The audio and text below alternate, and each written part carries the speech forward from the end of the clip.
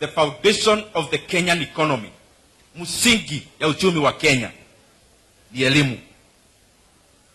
Na tumeona this week tumepata mtihani imekuwa released kwa ile mfumo mpya. I have been interacting with the principals in the constituency I represent Kiharu. Na naona ya kwamba mashule zetu, they are not well briefed about what to do in January in terms of grade 9 who are going to grade 10. And I'm calling upon the government and the ministry ya elimu. You should be preparing on how quality should be enhanced so that elimu ile tuko mfumo mpya, the transition that is happening for the first time in January, is seamless. Secondly, I also challenge the ministry and the government. They are sending contradictory communication to our principals, and especially of day secondary schools. On one circular, they are saying they want to cut capitation from 22,000 to 12,000. And I want to say here, as we graduate today, there is no leader who Kenyans can accept to draw back on the gains of the free basic education in Kenya. Mambo ya elimu bila malipo ambayo ililetwa na Mheshimiwa Mwai Kibaki, ambayo tunaona ministry na government wameshatumia principles kuonyesha ya kwamba wanataka kuongeza school fees ya day schools in January by 9,000 shillings, 370. Nataka niwaeleze kama mbunge anasimamia wa Kenya in the National Assembly, we are not going to allow anyone to play around with free basic education in Kenya.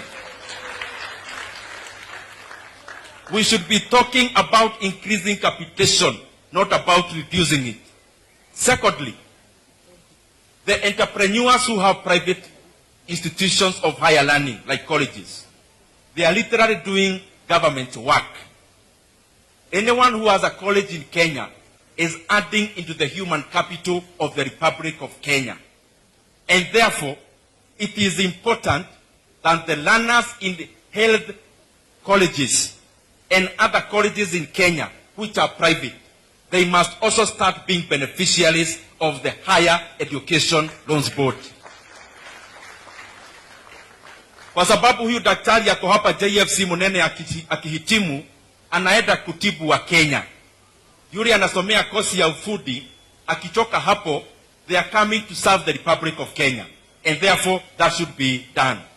The other proposal, and there is a time we had given it in my previous position, is that ukiangalia the fragmentation of the healthcare practitioners and workers in Kenya, my proposal would actually be, as a country, yes, I know health is devolved, but I think it is important to have a debate where we can have a health professionals commission, where health professionals in the public sector in Kenya are employed, negotiate terms, and they are given equal terms from a central place, just like an equivalent of TSC. So that kama wewe ni daktari, kama wewe ni nurse, even if it is devolved, the terms should be the same. And there should be centrality on how the human capital in that arena is managed. Ya mwisho, kuna kitu nimekuwa nikisema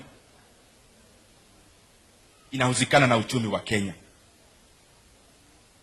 And those who are making these bad decisions, and they are uncomfortable with me and us when we talk about these matters, I want to tell them there is no edge to this matter until they change what they are doing.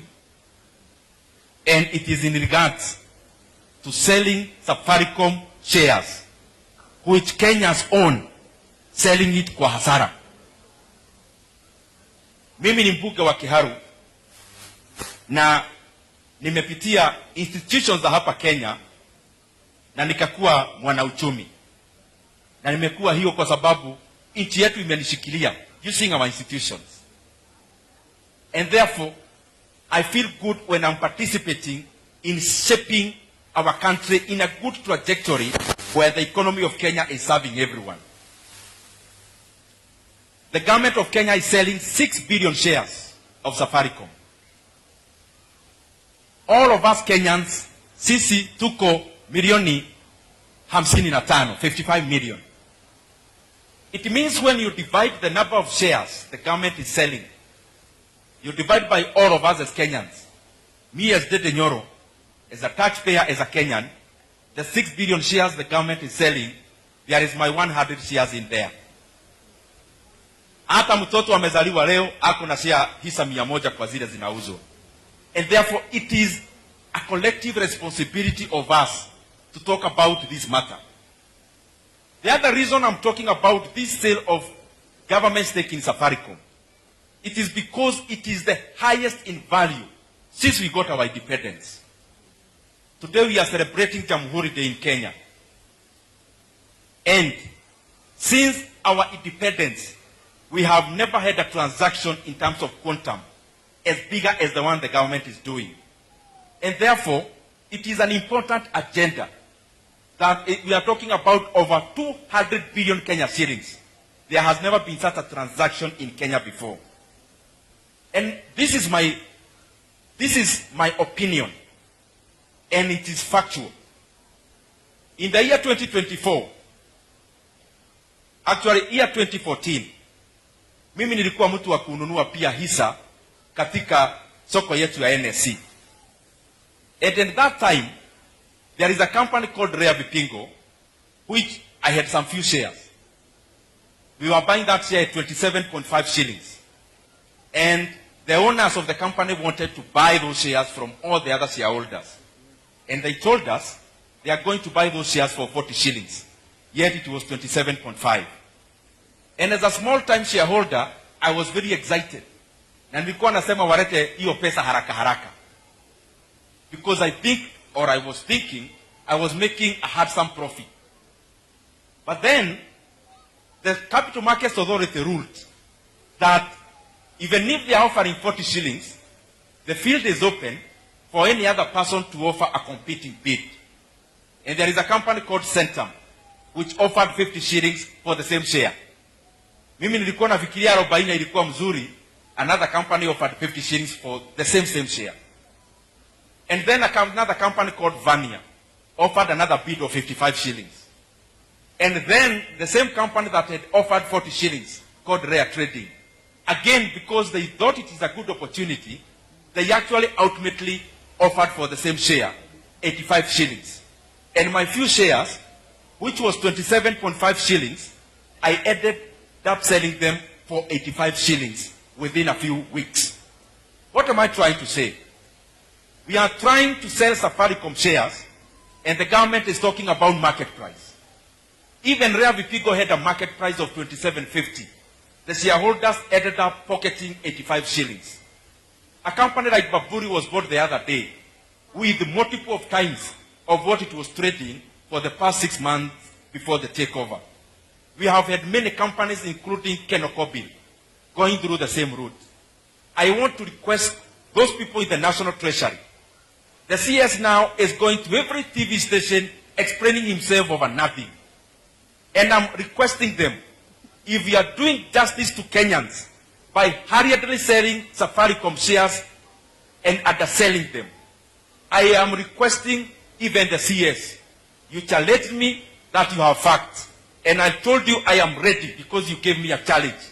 That if you think you are doing the right thing for Kenyans, I'm willing to meet you in any TV station of your choice to make this case to Kenyans. That you cannot sell our most prized assets for a song. And I want to repeat again and again, we cannot sell Safaricom shares on the behest of market price. Market price, I have been there, and I know the market price supplies liquidity, yes, but it's not the only way to measure the value of a company. Then we are selling Safaricom for a song at the time when it is growing. A company that was trading at 45 shillings per share in 2021, now they have already invested in Ethiopia. It's like you are coming to sell a calf ng'ombe pamoja na dama yake pamoja, unauza kwa bei kidogo kuliko dama yenyewe. And I'm saying this is wrong.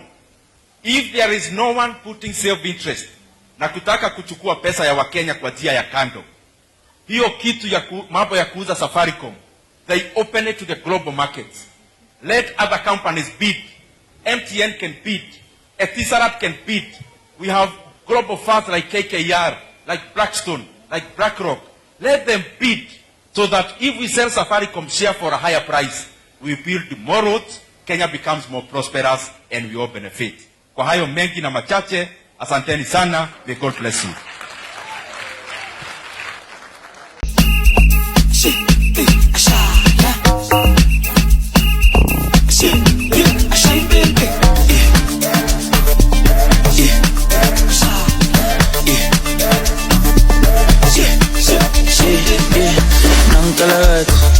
Toaster,